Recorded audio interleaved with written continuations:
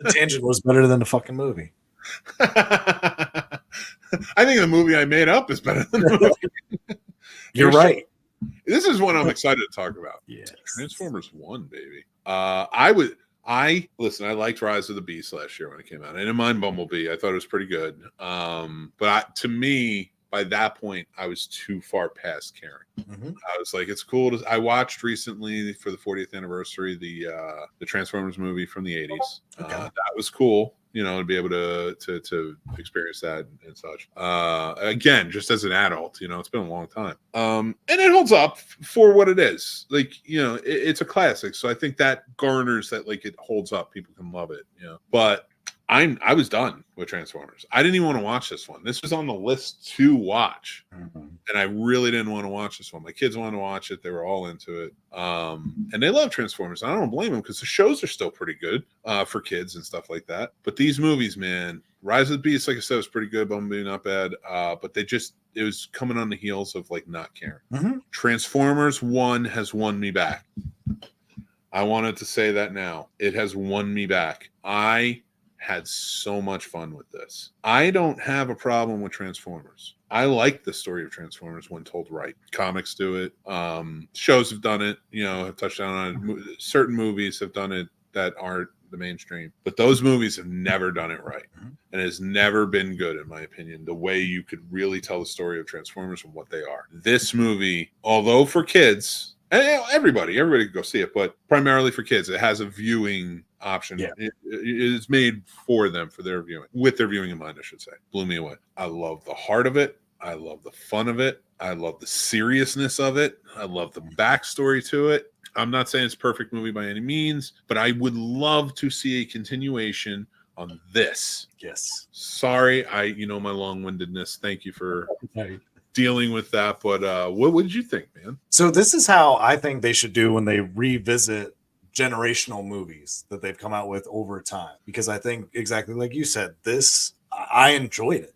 I loved it. And I think this is one that kids love too.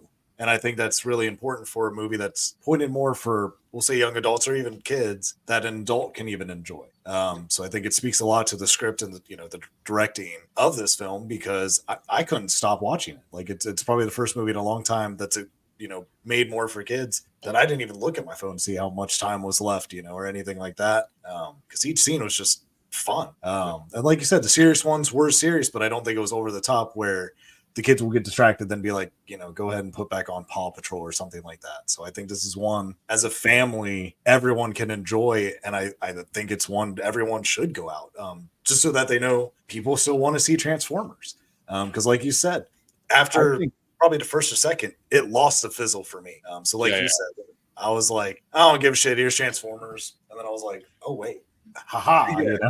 This whole thing, like, the thing I liked about it is even the cartoon back in the day, to me, got stale at a point. And then they came out Beast Wars and, things like that. And, and I was like, they were, at least with every series or whatever, they're kind of revamping, even like it might be the same thing, but they're revamping it, or the look, the style. And I understand it's for merchandise, but it was working.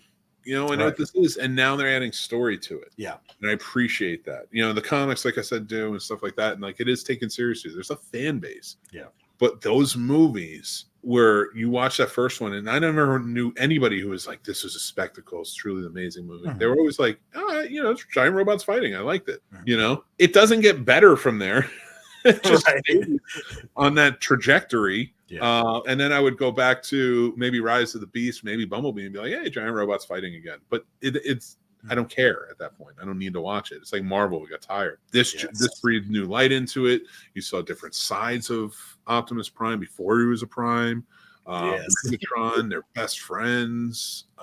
It's such a cool way to see the birth of a villain and a hero. Yeah, and the subtle things that they add in there that you're kind of like, oh, that's who they are in this. You do see it because they really kind of set you up to think like, oh, maybe Optimus Prime was a bit of a problem back in the day, trouble, and then but like he shows glimmers of like being gallant. Yeah. Like saving his friend rather than winning, doing this, stuff like that. Like, and then you see it's the same in reverse. They wrote it really well with Megatron because like he does something. He takes the hits for his friend. He's loyal to his friend. He's always trying to get him out of trouble. doing this, that, and the other thing, always trying to keep a level head, trusting the system, but getting mad. Like you see, like when he got hit and he got mad, he was like pissed. Like, he had an anger issue, and to see that fester and grow was really well done. Like this is a really fun story and an origin story for Transformers, and I really would love to see more of this and more life on Cybertron. Yeah, you know, it was very imaginative. I had a lot of fun. I kind of want to see it again. I'm not gonna lie. Keep making these Transformer movies. Do not put a parameter on it. The only parameter you should put on it is we will tell the end of Cybertron when we feel these movies have run their course. Right. And then continue. And Scarlett Johansson, by the way, is a great addition to it. Her character is a great addition in this. Everybody was really fun. Bumblebee, played by Key from Key and Peele, Keegan-Michael Key. Funny as hell. Would not shut up. They got a great actor to play it too. Like, and the fact that we know Bumblebee, who has no voice, is fantastic. But yeah, I hope they do more of these and just tell sagas on like Optimus Prime growing as a leader of Cybertron, and building it out, and then maybe the war and stuff like that. But do not give me the end of Cybertron until you think this has run its course. You know, do it right. All right, don't just rush into this and be like the next movie. We have to go to Earth. We have to get them to Earth. No, we don't. No, we don't. I don't need you to. I don't need any humans on this expedition. Leave them alone. But let's give our ratings for this one. I gave it a 4. Paul, you gave it a 3. Good ratings. I think it's a solid one. I think this is my second favorite Transformers movie. And and I might be nostalgic for the original. Maybe this would be.